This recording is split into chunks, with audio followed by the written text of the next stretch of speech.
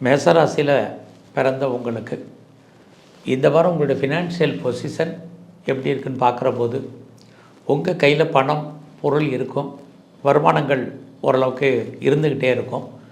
யாருடைய பணமாவது உங்கள் பையில் இருக்கும். அதற்கான கிரக நிலைகள் இந்த வாரம் பரவாயில்லன்னு தான் சொல்லணும். இந்த வாரம் பார்த்திங்கன்னா புதிய முயற்சிகள் எதுவும் வேண்டாம். ஒரு பக்கம் நம்ம முயற்சிகளால் நம்ம சக்ஸஸ் பண்ணுற மாதிரி ஒரு தோற்றம் இருக்கும். ஆனாலும் வெற்றி கிடைப்பதில் நிறைய ஸ்ட்ரகிள் இருந்துக்கிட்டே இருக்குது. ஆகையினால் இந்த வாரம் நீங்கள் எந்த ஒரு விஷயத்தையுமே ஒரு தடவைக்கு 2 தடவை யோசித்து செயல்படுங்க. வருமானம் வர்ற மாதிரி ஒரு தோற்றம் நிறைய இருந்துக்கிட்டு இருக்குது. இந்த வாரத்தில் ரொம்ப நாளாக நீங்கள் ஏதாவது உங்களுடைய ப்ராப்பர்ட்டி விற்காமல் இருக்குது அப்படிங்கிறவங்களுக்கு அது விற்பதற்கான வாய்ப்புகள் நிறையா இருக்குது. ஏன்னா இந்த வாரத்தில் பார்த்திங்கன்னா பங்குனி மாதத்தினுடைய கடைசியும் தமிழ் வருஷ ஆரம்பமும் இருக்கிறது ஒரு பக்கம் சிறப்பு. இந்த வாரத்தில் உங்களுடைய இளைய சகோதர சகோதரிகள் யாராவது இருந்தால் அவங்களுக்காக நிறைய செலவு பண்ணுவீங்க. உறவினர்களுக்காகவும் செலவு பண்ண வேண்டிய காலங்கள் இந்த வாரம் இருக்குது.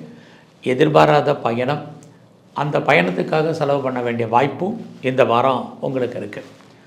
உங்களுடைய காதல் விஷயங்கள் மகிழ்ச்சி சந்தோஷகரமாக இருக்கும். எதிர்பாராத டூர் அல்லது ட்ராவல், எதிர்பாராத என்டர்டெயின்மெண்ட் இந்த வாரம் இருக்கும். இந்த வாரம் உங்களுடைய சர்வீஸ் எப்படி இருக்குன்னு பார்க்குறோம்.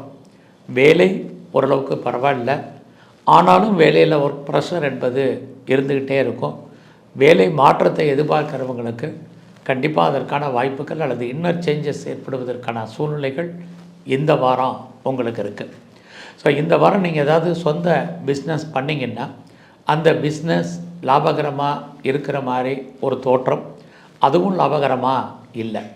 ஒருவேளை பார்ட்னர்ஷிப்போடு பிஸ்னஸ் பண்ணிங்கன்னா பார்ட்னரும் லாபம் அடைகிற மாதிரி இருக்கும். பெருசாக அதற்கான வாய்ப்புகள் குறைவு.